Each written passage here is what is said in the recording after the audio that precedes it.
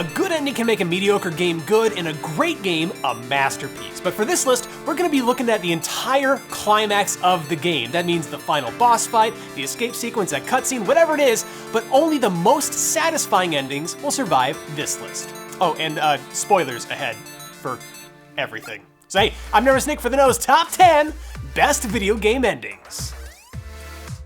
Number 10.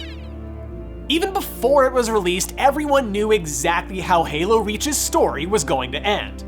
But it still hit everyone right in the feels anyway. In order to ensure that the Pillar of Autumn could arrive at the Halo ring world to set up the events of the original game, your entire crew has made the ultimate sacrifice, and it's about to be your turn. That's when Bungie drops this heartfelt thank you for playing their games for so many years, which is a bittersweet moment that makes you all the more grateful for the hard work that went into the series. But you've got some work left to do yourself. In a playable post-credit scene, even though your fate is already sealed, even though you have no hope of escape, you will not take death lying down. Your final mission in Halo Reach is one word: survive. Backed by an emotional soundtrack, you single-handedly take on the Covenant armies until your dying breath. Your death is inevitable, but actually being able to see this thing through to the end is one of the most remarkable endings in any game. Number 9. Portal 1 or Portal 2? That is a tough question. Well, Portal 2's climax is more intricate in its final boss battle and it feels more epic, but there is also something to be said about the original game's impact despite its simplicity. I don't know, man. In the end, I'm just gonna put Portal 2 here. By the time you've reached the final boss in Portal 2, allies have become enemies, enemies have become allies, and defeating Wheatley requires piecing together a slightly more complex puzzle than GLaDOS in the original game. All the while, that signature Portal humor is firing on all cylinders. Well, one portal to the moon later and Wheatley's defeated and GLaDOS is back where she belongs. After everything GLaDOS has learned about her past self and about humans in general, she literally deletes all her character development and grants you the freedom that you've been after for 2 games running. As satisfying of an ending as it is, I think we're all waiting for the day when we're dragged back into Aperture Laboratories one more time. Number 8. If you followed me here to the know from back when I did Top 10s at Screw Attack, you might remember how much I adore the ending to Super Metroid. It's an old game, so I know it's old news, but Mother Brain killing the baby Metroid that just saved your life moments earlier is so infuriating as the player. It motivates you to use your new Hyper Beam to shred this ugly chicken-legged monster thing to pieces, and I cannot remember revenge tasting so sweet. And since this is a Metroid game, the credits aren't allowed to roll until you narrowly escape an exploding planet. Yeah, Super Metroid's ending kinda sorta follows the same template that a lot of those games use, but it's those emotional stakes that really set it above the rest. And for a game from 1994 to still stand out among all these more modern story-heavy games, that is saying a lot. Number 7. I think it's more than fair to say that BioShock did a lot to push storytelling in games forward. But BioShock Infinite's ending is such a mind-bender of a twist that it should make both M. Night Shyamalan and Christopher Nolan jealous. There's a lot going on, but I'll boil it down to the basics. Booker DeWitt, the character you've been playing as the entire game, turns out to be the father of Elizabeth, your companion throughout this whole thing. That's the easy part. Things get really screwy when you and Elizabeth jump through time, space, and dimensions to find out that Comstock, the main antagonist, is the future version of you. And since there's no other way to stop Comstock from ever existing, one of the final shots of the game is a half-dozen Elizabeths from other dimensions drowning Booker in a river. And all these revelations hit you at the exact same time! I haven't played BioShock Infinite since it first came out, so honestly, I'm kind of re-experiencing my brain exploding all over again. Number 6. Lots of developers have attempted the open world genre, some have even made masterpieces, but Rockstar Games is still the undisputed king. In 2010, they left the familiar city life for a journey through the Wild West in Red Dead Redemption. John Marston, the main hero of the story, goes through one long journey to secure his family's safety, but after all his best efforts endanger them anyway, things come to a head right at his very home. After sending his wife and son Jack off to safety, John pushes open the barn doors and goes down like Cowboy Boromir.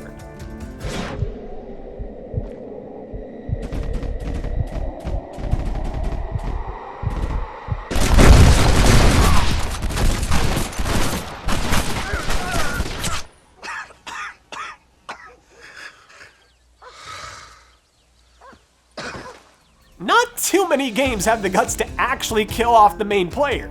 But that's not where the game ends. Suddenly, the control shifts over to Jack and jumps forward a couple of years for one last vengeance quest. But even after the deed is done, you're still left as bitter and resentful toward the men who killed John Marston as Jack is, because nothing can bring that beloved character back. And honestly, that makes this ending practically perfect. Number 5. Alright, enough of this revenge crap. To tell a story, you don't need words. To show someone compassion doesn't require you to say anything. Journey is a wordless adventure that occasionally links you up with another anonymous player. All you're trying to do is get to the top of this mountain, and even though your only means of communication is making this little dinging sound, Journey really lives up to its name. You and this random guy, whoever it is, go through so much together in the 90 short minutes it takes to beat this game. So when you both come so close to reaching the end only to die, be resurrected, and triumphantly step into the light at the end together, you really feel like you've been through something monumental together. And as the credits roll, you finally get to see the names of everyone who helped you on your way, right before you embark on yet another journey. Number 4. Nier Automata, it's a very Japanese game. This is a game that thrives on thinking outside the box, and the ending is no exception. Oh wait, sorry, this game has literally 27 endings? So I should probably be a little bit more specific. I'm talking about Ending E, aka the best ending. What makes this conclusion so good isn't just the dramatic boss fight or the epilogue where the 3 main android characters are rebuilt. It does something that only a video game could do. You have the option to leave a message of encouragement for future Nier players, and on top of that, if you're feeling really bold, you can even help some random player you'll never encounter in your life, but you have to sacrifice all of your save data to do it. In its own way, setting fire to all your accomplishments is kind of an awesome way to wrap up a game. But this crap takes like 30 hours at least to beat, so I ain't saving no one, you're on your own.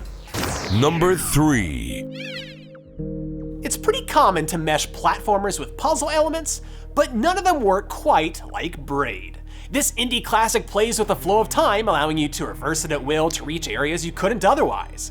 But even though the plot seems like your standard hero saves the princess routine, that whole concept gets turned on its head by the game's end. Braid's final level reunites our hero with his princess at long last. She manages to escape from the hands of her would-be kidnapper, and together, the two of you run away. With everything moving in reverse, you each pull switches to open up the path for the other. And once you get to her home at the end, everything you just did plays in reverse. Or rather, it plays forwards? But that means that the princess wasn't trying to help you across those traps, she was trying to get rid of you. And that kidnapper wasn't a kidnapper at all, that was the hero who saved her. That means that the horrible and evil monster the princess was trying to escape from was you. But Braid's twist ending goes even deeper.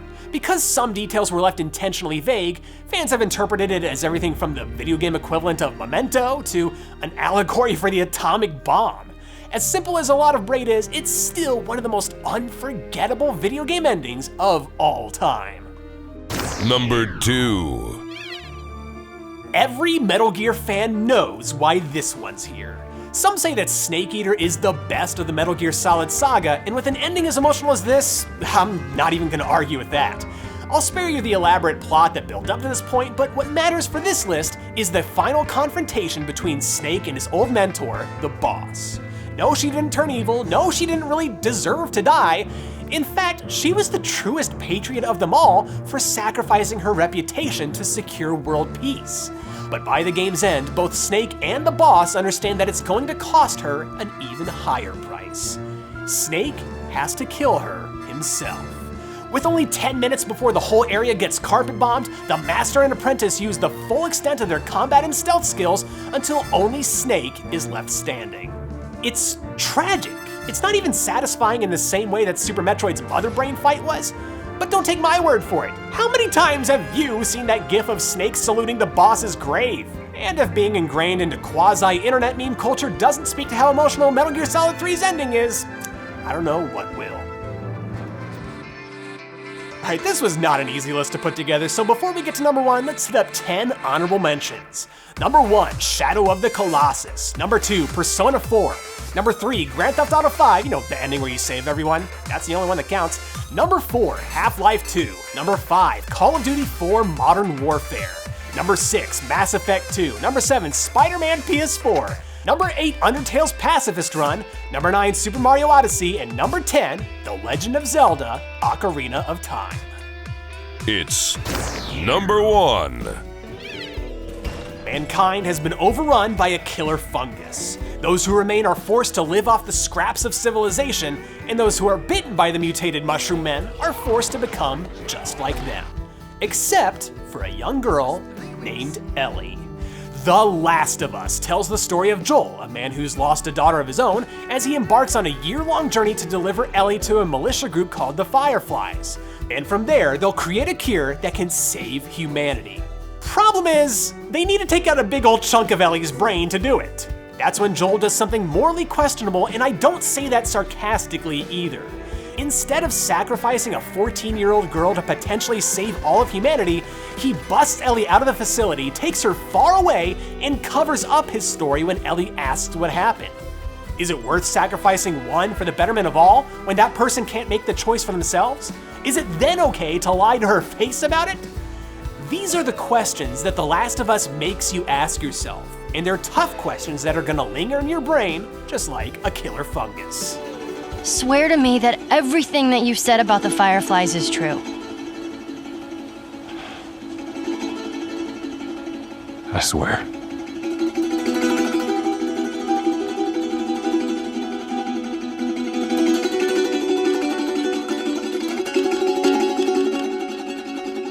Okay. And for our secret number 11, we've seen Batman and the Joker have their final standoff in comics and movies and TV shows, but one of the most unforgettable ends to that rivalry actually came from a game. Batman Arkham City's finale sees the deaths of Hugo Strange, Ra's al Ghul, kind of, his daughter Talia, a ton of inmates, and yes, even the clown prince of crime himself. It's one of the most haunting endings on this entire list. Man, when you hear the Joker's final voicemail message, it gives me the chills every time.